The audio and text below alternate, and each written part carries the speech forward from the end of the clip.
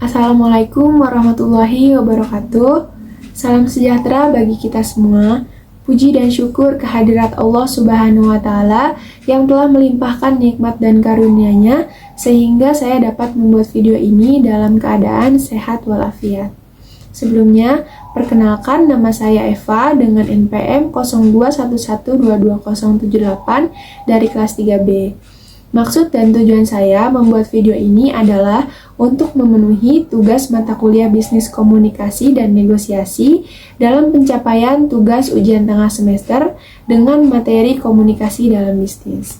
Baik, masak buah ditambah kecap, kecap mahal dari Papua. Sepatah kata akan saya ucap, semoga berguna untuk kalian semua. Kepada yang terhormat, Ibu Yeti Husnul Hayati, SEMM, selaku dosen pengampu mata kuliah Bisnis Komunikasi dan Negosiasi. Baik, komunikasi bisnis. Apa itu komunikasi? Komunikasi adalah suatu proses pertukaran informasi antar individu melalui suatu sistem yang biasa atau lazim, baik dengan simbol, sinyal, maupun perilaku atau tindakan, menurut Himsrid and Betty. Suatu proses pengiriman dan penerimaan pesan, menurut Buffy. Komunikasi bisnis. Komunikasi bisnis adalah komunikasi yang digunakan dalam dunia bisnis yang mencakup berbagai macam komunikasi, baik verbal maupun non-verbal. Tujuan dari komunikasi bisnis. Yang pertama itu menyampaikan informasi atau informing. Dalam komunikasi bisnis, informasi yang disampaikan berkaitan dengan kondisi bisnis, seperti operasional, manajerial, keuangan, atau pemasaran. Lalu yang kedua, melakukan kolaborasi atau collaborating. Komunikasi bisnis juga berguna untuk meningkatkan kolaborasi atau kerjasama bisnis antara seorang karyawan dan karyawan lain maupun pihak eksternal. Lalu yang ketiga, melakukan persuasi atau persuading. Komunikasi bisnis juga bertujuan untuk persuasi atau mengajak pihak lain agar bisa melakukan pesan yang disampaikan. Dan yang terakhir, melakukan integrasi bersama audiens atau integrating.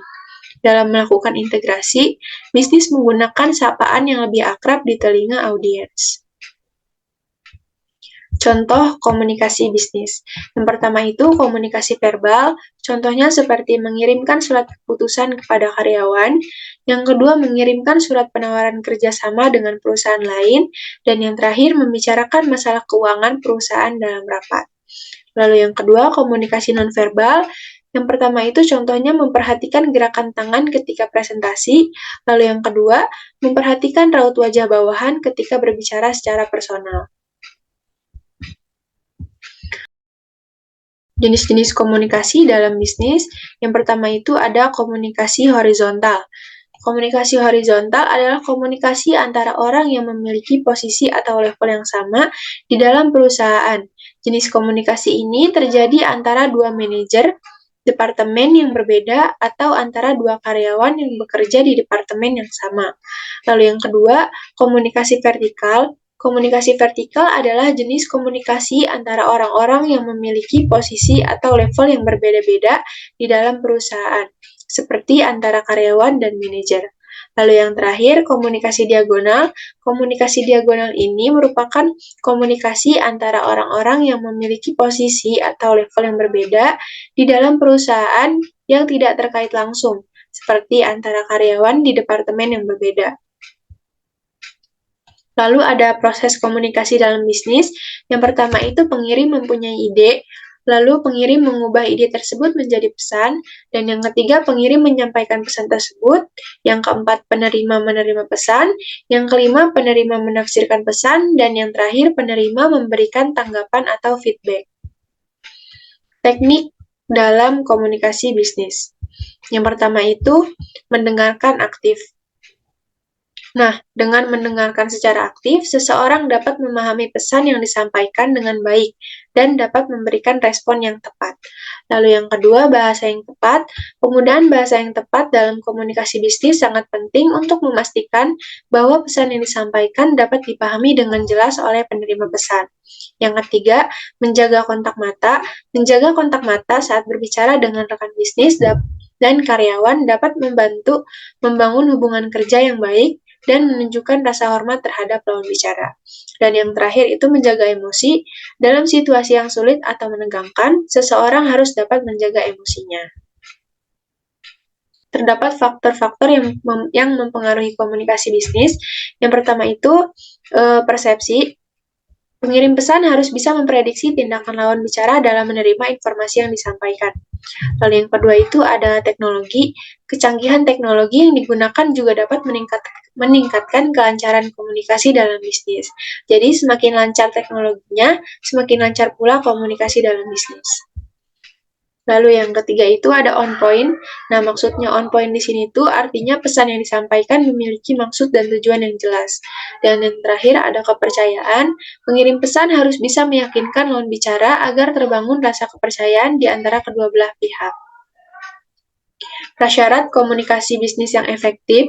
Yang pertama, sikap positif memberi pesan, contohnya sadar akan peranan untuk memperoleh pemahaman akan makna pesan, mampu memperoleh tanggapan dari penerima pesan seperti yang diharapkan, dan yang terakhir kompeten, antusias, dan penuh perhatian kepada si penerima pesan. Lalu yang kedua itu syarat khusus, contohnya cerdas dan kaya bahan pertimbangan atas topik dan fakta yang dikemukakan, sabar dan penuh pengertian, menguasai subjek dan bahasa yang digunakan, dan yang terakhir, memiliki pengetahuan dasar tentang proses komunikasi dan metode-metode memberikan dan menerima pesan secara efektif. Nah, di sini terdapat kendala atau masalah efektivitas dalam komunikasi bisnis. Contohnya itu seperti tidak ada tujuan komunikasi yang jelas, terus problem sikap dan persepsi, pemilihan bentuk dan media yang salah, lingkungan organisatoris yang tidak mendukung, problem bahasa pengantar, menahan sebagian informasi yang diperlukan. Lalu, bagaimana solusinya atau upaya-upaya untuk mengatasi kendala komunikasi bisnis yang efektif? Yang pertama itu dengan bersikap bijak, lalu yang kedua mengetengahkan pihak lawan komunikasi, yang ketiga bernada positif, yang keempat efisien dalam penggunaan kata dan kalimat, yang kelima mengkaitkan hal-hal yang disampaikan dalam pesan, dan yang terakhir pesan yang disampaikan jelas atau clear. Sekian presentasi yang dapat saya sampaikan, kurang lebihnya mohon dimaafkan. Wassalamualaikum warahmatullahi wabarakatuh.